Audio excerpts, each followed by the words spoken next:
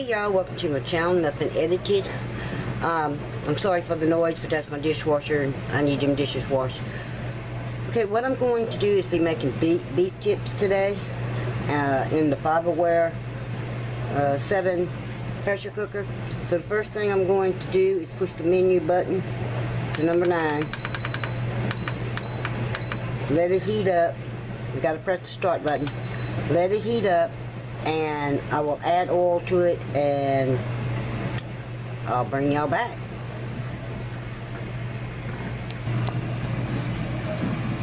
Okay, so I'm going to be adding a couple of tablespoons of oil or more.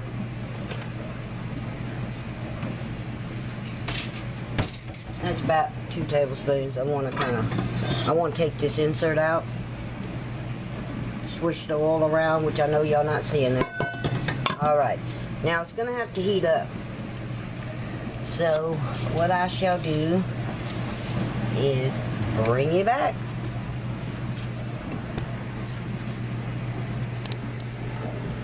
Okay, while the oil is heating up, I want to show you, this is the beef tips I'm using, and I've got celery, I've got onion, ample amount of garlic, I've got 2 of those little sweet peppers.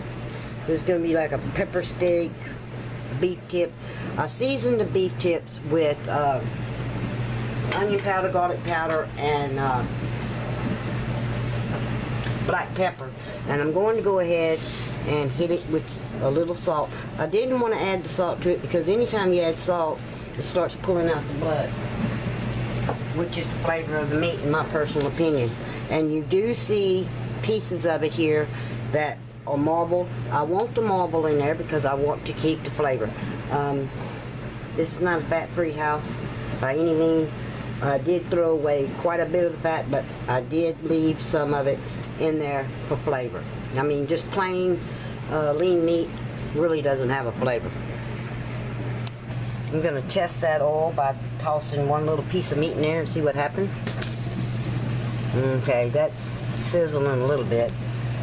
I'm going to let it go for another couple of minutes. It's only been heating up for 3 minutes, so let's get it to 4, possibly 5, and I'll bring you back. Okay, it appears it took 5 minutes for that to heat up. So I'll be adding the meat to it.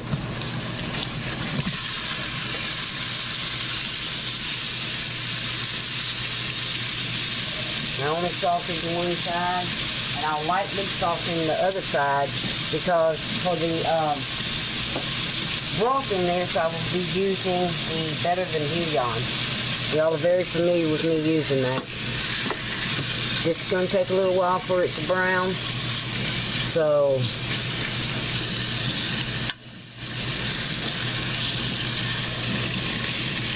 it's hard to see around this camera with it pushed back that far, but there's nothing I can do. I don't have enough counter space to really do this, but I'm trying. So let you see that brown for a second or two, and I'll bring you back as it browns. Okay, it's starting to brown, y'all. A little bit more.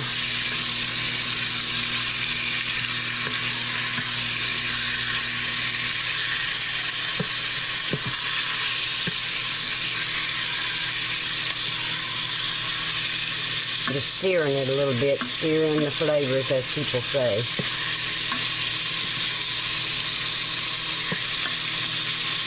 Now, truth is, if this was a steak, it would look about like that on the inside. If I was eating a steak or cooking a steak, I love rare steak. Don't bring me no steak that's been cooked to death.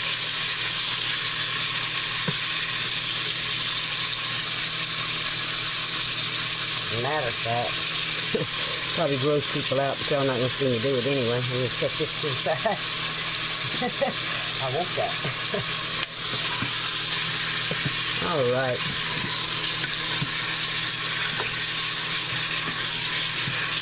And it's not perfectly seared enough for the moment for me. So I'm going to go on ahead and add the celery, onion, and garlic to that. Give it a stir, let it just kind of cook down a little bit in here with it. Let that cook for about 2 or 3 minutes. We'll be ready for the broth to go in, and the pepper. Okay, as y'all can tell, the meat is brown. The veggies have cooked down a little bit. I have another cast of the show that I didn't mention. I'm going to put 2 handfuls of green onion. Those tops came off of, some of those tops came off of the green onions that I planted, that I have the series on. Stir that in. Alright, I'm just going to toss these in there. And 2 peppers. Could be a semi-pepper steak. Next thing going in is going to be, I gotta whisk this a little bit in the background, y'all. Sorry for the noise. At least the dishwasher turned off. And this is 2 cups of hot water with 2 heaping teaspoons of better than bouillon. Okay, so we're done with that. And I'm going to put the lid on. I've showed y'all how I set the lid on it, so I'm going to bring y'all to how I set it to cook it. Okay, it's still showing the time from when I started it. You know, it starts off at 30 minutes when you use the saute, or the browning, whatever you want to call it. So I'm going to go with the setting for, believe it or not, I'm going with the chicken setting. It seems to be the one that cooks the best. They do have a soup and stew or steak and meat. I don't find that to be very productive, and it takes too long, even though this is going to cook for an hour. I just find that the chicken is better, and the chicken is number 6, so that's the setting I prefer to go with. You go with whatever setting you want. Oh, 30 minutes? I mean 20 minutes? No way. I'm setting this for at least an hour, because that meat was really tough to cut up. They said it was beef spare parts, whatever that is. But anyway, it was on the bargain rack and I bought it. So we're going to let this go for 1 hour. I'm going to push the start button, and I'll see y'all about an hour and 20 minutes from now, because it usually takes about 10, maybe 15 minutes for this to come up to pressure.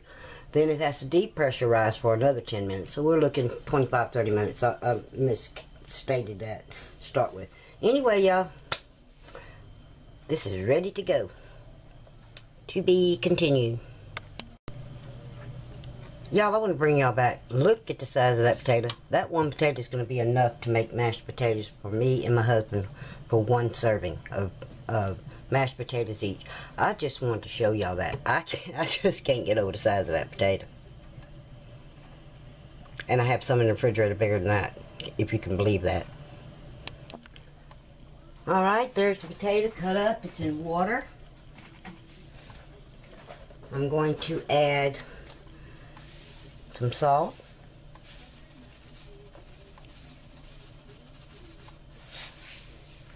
I'm going to also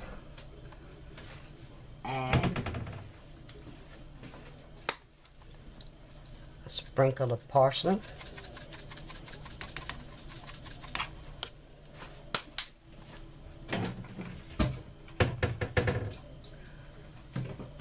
I have the dried chives, and I found the last time I did these potatoes and I added some chives to it, it just lit up those mashed potatoes. So there's that. And if I find it, a little, there we go.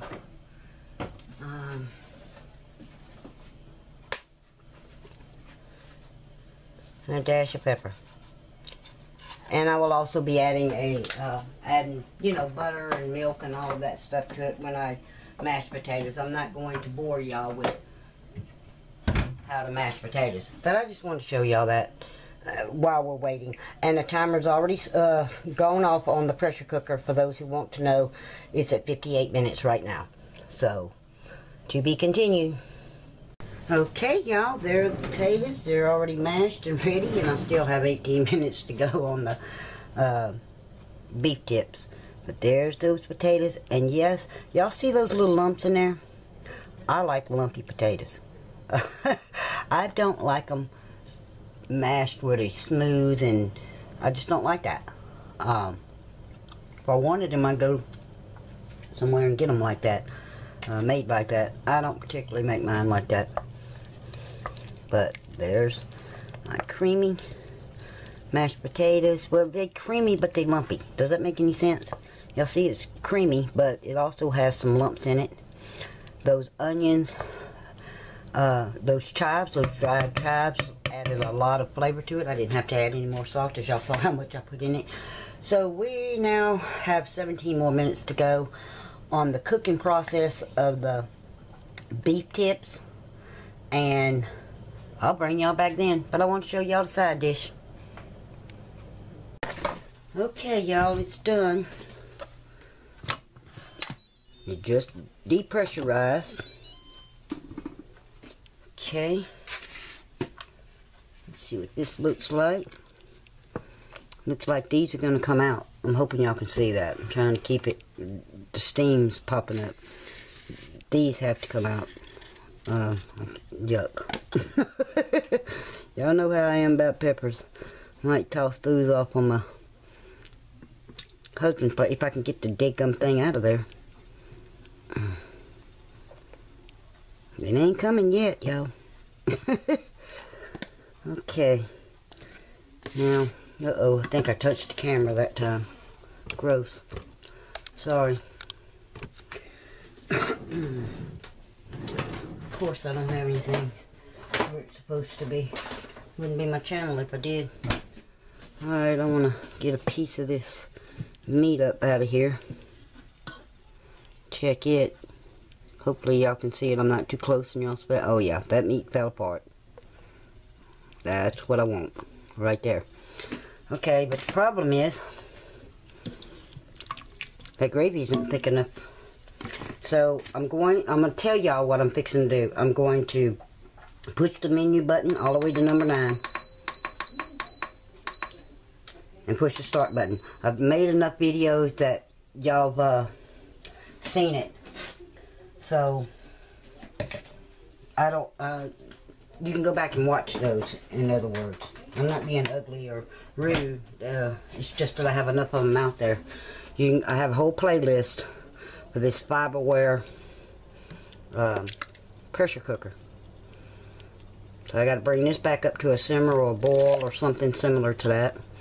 And I'm removing part of this, and I'll show y'all why in just a second. It's already coming up to a simmer. But, okay, let me set this to the side. Move this over here. I know y'all can't see what I'm doing off camera right at the moment, but y'all will in just a second. Trust me. I shall show y'all. So how's this? I'm going to slide y'all right here. Now, y'all saw me make the dried powdered roux. Gravy mix, the unseasoned type. And I've done a video on the seasoned kind. So I'm going to add 2 scoops to that to start with. Now I'm going to, add 2 scoops to it. And y'all know I just ran the dishwasher. I'm going to whisk this together. And it'll be fairly thick and clumpy, and you're going to say yuck. Nope, it's not yuck. Kind of looks like glue, right? That's fine, y'all. Ain't nothing but fine. Ain't nothing but fine. So I'm going to get y'all back over here. I'm going to try not to burn myself while I'm trying to add this gloopy looking stuff to the steak tips. Okay, come on, get out of there. I know all of y'all coming, all of that's coming out, as much as I can get. put it that way. Okay. We've got that. I've got a light cord in my way. That's what I'm trying to dodge over here. If y'all are wanting to know what I'm dodging. Right. Move the flour roux mix out of my way. Alright, I want to thicken that up a little bit. There we go. Now I'm just going to let that bubble and simmer until it thickens up. It don't need to be like glue, but I want it to thicken up somewhat. That meat looks so good. Alright, now the other thing I'm going to have to do is taste it. See what I think.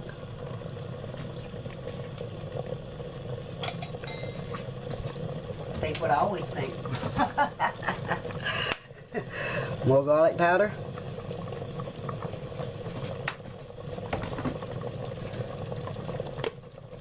More onion powder. For good measure, I'm going to toss in some of these dried chives just because I know it's got a powerful pop to it. And when I say some, that's that lid pull. I just want the extra flavor. Y'all know I have a thing about building flavor when I cook. Okay, that's thickening up nicely. Okay, I'm going to let this cook for about 2 minutes. Just to get those onions rehydrated, maybe 3. But it's getting nice and thick right now. Oh, another thing I did off camera while I was waiting on this, let me slide y'all over here for a second. These are my cucumbers that I marinated in some Italian dressing. That's for myself. My husband won't touch those. We're like I said, we're two different people. He will eat cooked peppers, which he will get those that I just took out, and I won't eat them unless they're raw. And he won't eat cucumbers. Alright, y'all. That's just about thick enough for me. Alright, so next thing you'll see is it plated up. And it's a done deal. Now y'all can continue to watch that as it simmers up. Right. I'll just the mashed potatoes right in the middle here. The plate, bowl, whatever it is. And I do believe that is done enough, so I'm going to push the stop button. Alright, I shall return. So there it is, y'all. Plated up, ready to go. The potatoes are underneath. I'm going to give it a try. I never eat on camera, y'all know that. Matter of fact, let me stick these on here. This is my husband's plate. Stick these little things on there. Uh-oh. Made a mess on my counter. Alright. Oh, y'all. That meat is it's tender as mashed potatoes. No kidding. So, anyway, this is how I cooked the beef tips in the Farberware pressure cooker. Thanks for watching. Please like, subscribe, and by all means, leave a comment. What did y'all cook today? Leave it in the comment section. Y'all have a great day. This is Nothing Edited, and I'm out.